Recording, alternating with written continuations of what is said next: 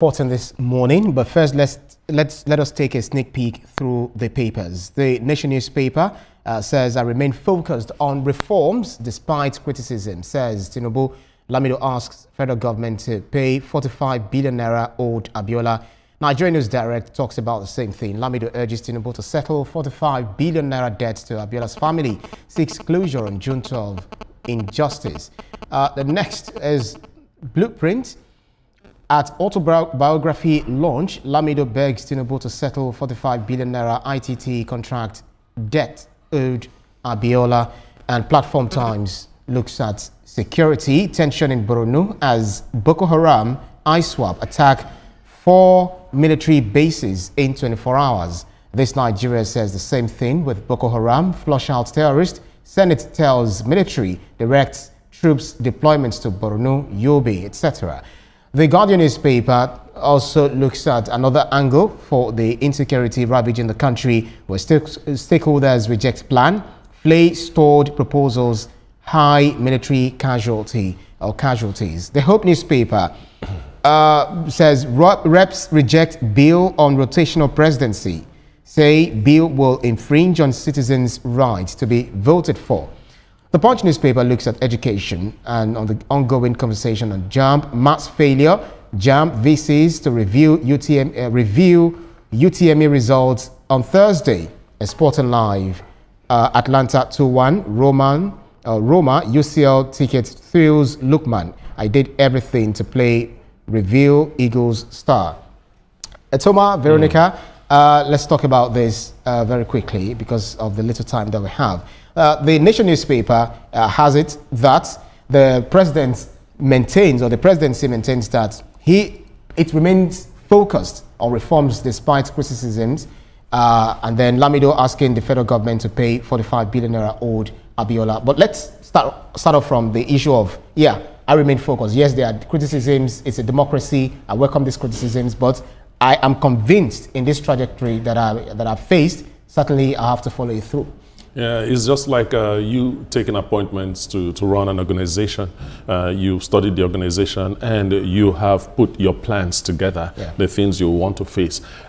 In the process, people will come with all sorts of things. And in Nigeria, definitely they will come with so many things to distract you. So it's a good idea. It's a good stance that Mr. President has taken, that he will remain focused. What plan he has for Nigeria, he should stay on those plans, and he will have a successful tenure.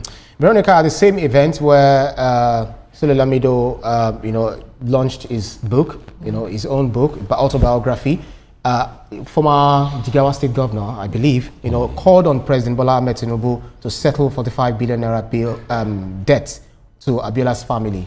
And we've recognized the late MKO Abiola as former Nigeria's president, but though a president that never was, so they say. But this is Bola Ahmed Tinubu now at the end of affairs. He was a protege, political ally to the late business mogul. Do you think it is something that they will be looking at doing anytime soon? Well, I'm not in government, so I'm not sure if it is something the government will be looking at doing. But what Sule Lamido said was that this will ensure closure for the family, beyond just acknowledging the fact that perhaps he won the election based on the statement made by IBB when he was launching his book, and then also talking about the library monies raised for his library at that same event. I think that this statement should have come when former President Muhammadu Buhari recognized MKO Abiola, the late MKO Abiola, and decided that May 29th should be that day that is recognized and all of it.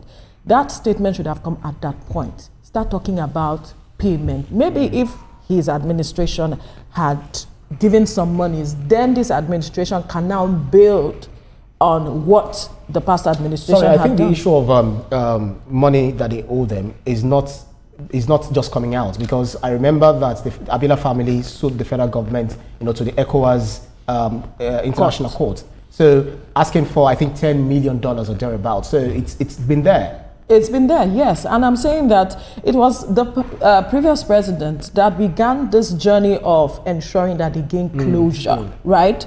And we are talking about closure here. Yeah. It is not beyond whatever the situation around it is. It's about they gaining closure. And I'm saying that journey of paying them monies should have begun from that period. He should have made that statement then. And so this administration can now build on that, because 45 billion naira in this economy, how would we pay it? Well, you know, we already been saying we are strained already when it comes to the matters of monies, and we are looking at how to generate funds as much as possible. That's right. So much so we are saying, let's look inward and Nigeria first, so that we can, you know, build our currency and do the needful for our country. So it's important that we say certain things at the right time so that we can get the right result. Most definitely. Platform Times, as well as this Nigeria and The Guardian, talks about the insecurity. But one thing that is very disturbing is the fact that we're having insecurity still ravaging the country, where tension in Borno, there is, as Boko Haram, ISWAP attack 4 military bases in 24 hours. You know, I think we have Ran, we have, you know, just about 3 others, and they attacked them in the midnight, killing more than 4 soldiers. It's disturbing. One thing you will notice is that Boko Haram and ISWAP, they are working together. They've always worked together. It's just nomenclature. But now they are not attacking soft targets anymore. They are going straight to the military bases. That means they are bolder. That means they are more confident, you know. And that's why the other day when we were talking about, when we read a headline that said that Nigeria is going to buy so and so weapons, I said, no, that shouldn't be on the pages of newspapers. These guys are not announcing anything, and yet they are hitting us really hard. Something has to be done very fast by the military, you know, to counter this, because this is straight up insult. You know, 4 military bases within 24 hours. Don't we have a military? What is going on? Well, what is going on, Veronica? So many questions, you know. The question you're asking me like this. As you come in, you know, we talked about the National Security Summit, where stakeholders are saying that no, this is not the way to go, and then they said that we need to work against the high military casualties that we're experiencing. Could that be dampening to the morale of our military? See, there's a lot of things. Even talking about this matter is dampening for even you that is not in the military, right? Having this summit or not having this summit is neither here nor there for me. The issue is we have a matter on our hands. We've been dealing with this for over a decade.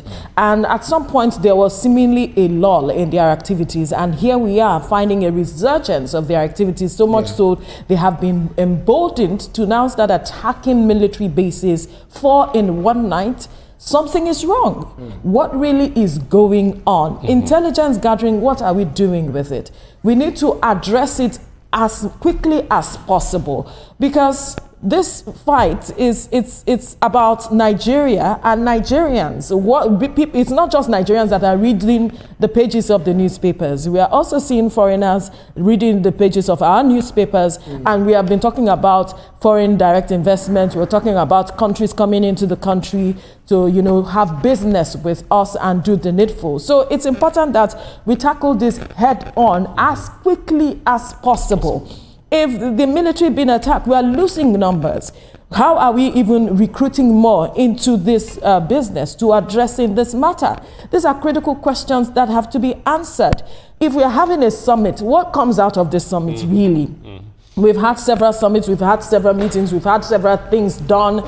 But at the end of the day, this is where we are. And so we need to take drastic steps to addressing it. That's right. Yeah. So if you look at the Hope newspaper, it says reps reject bill on rotational presidency, say bill will infringe on citizens' rights to be voted for. This is a country of diverse ethnic groups, where you have different ethnic groups, tribes, and all of that. And for federal character to be reflected in our governance, that's the reason we move around. But do you feel that it's also stifling, do I say creativity, or having the right person there regardless of the region? The office of the President of Nigeria is the highest office in the land that needs the most competent person to occupy. that most competent person shouldn't be chosen because it's from here or from there. What I'm trying to say is that I agree with the House of Reps. You know, the office of the presidency shouldn't be rotational. Even if it will be within political parties, it should be a decision that political parties have taken, not something that would be in our constitution. I don't think that will be right, because we might have the very best person to run this election as a presidential candidate, coming from a zone that is not that is not supposed to bring out a president, and that will be short-changing Nigerians. So what the reps had done, I think it's good, and I was also wondering, how come this is coming up now? We have so many things we are grappling with. Boko Haram is getting bolder, the TED fund stuff, and a whole lot of issues are going on. So why that? It's a nation, you know, in the seeking development. Veronica, I understand that we do not have much time, but I want you to quickly touch on what we have on the front page of the Punch newspaper, talking about mass failure. You know, you talked about it yesterday. We talked about it yesterday. But what do you make of the fact that JAMB VCs to review UTME results on Thursday?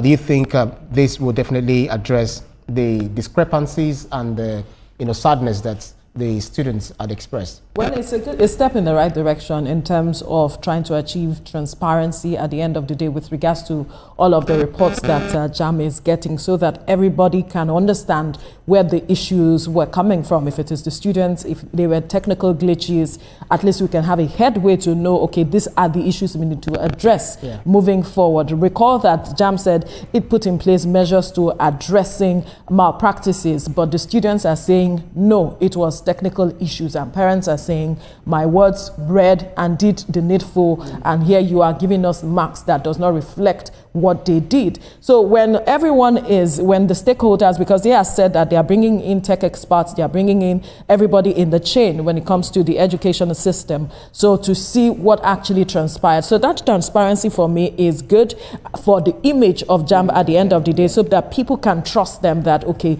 at the end of the day, it is not because JAMB failed, or it is not because the student did not do the needful. So we'll get to know what happened at the end of the day. Sporting Live says Mourinho wants Sancho at Fenerbahce, Olmo wanted at Man City. Tielemans emerges as £50 million target for Al Hilal. Well, but we have so much to do on the show this morning. We may not be able to touch on this, but quickly, do stay with us on TVC Breakfast. Nigerians can now heave a sigh of relief as FEC takes measure to reduce cost of pharmaceuticals in Nigeria. This will be the crux of our conversation after the break. Just stay with us.